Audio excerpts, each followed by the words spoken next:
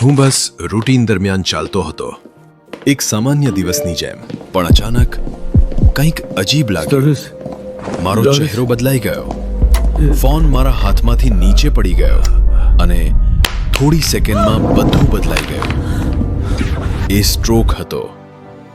મારા સાથીઓએ લક્ષણો ઓળખી લીધા. તુરંત ઇમરજન્સી મદદ માટે કોલ કર્યો અને મને મહત્વપૂર્ણ 4.5 કલાકની અંદર હોસ્પિટલ લઈ ગયા. એક ક્લોટે મારા મગજ સુધીનો રક્ત પ્રવાહ રોકી દીધો હતો. ઓક્સિજન વગર મગજની કોશિકાઓ મરવા લાગે છે.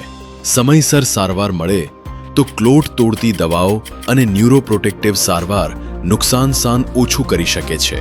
વિલંબ મગજને વધુ નુકસાન પહોંચાડે છે. હું બચી ગયો, પણ સાજા થવું સહેલું નહોતું. રિહેબ થેરાપીની મદદથી મેં ધીમે ધીમે ફરી બોલવું, ચાલવું અને હસવું શીખ્યું. પણ જોખમ અહીં પૂરું થતું નથી. દરેક 4 સ્ટ્રોક સર્વાઈવરમાંથી એકને ફરી સ્ટ્રોકનો જોખમ હોય છે. રિસ્ક ફેક્ટર્સ પર નજર રાખવી ખૂબ જરૂરી છે.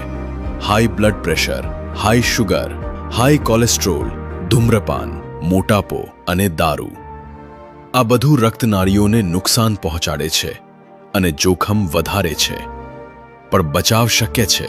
સ્વસ્થ જીવનશૈલી અપનાવો, સારું ખાઓ, એક્ટિવ રહો, ધૂમ્રપાન છોડો અને બીપી, શુગર અને કોલેસ્ટ્રોલ કંટ્રોલમાં રાખો.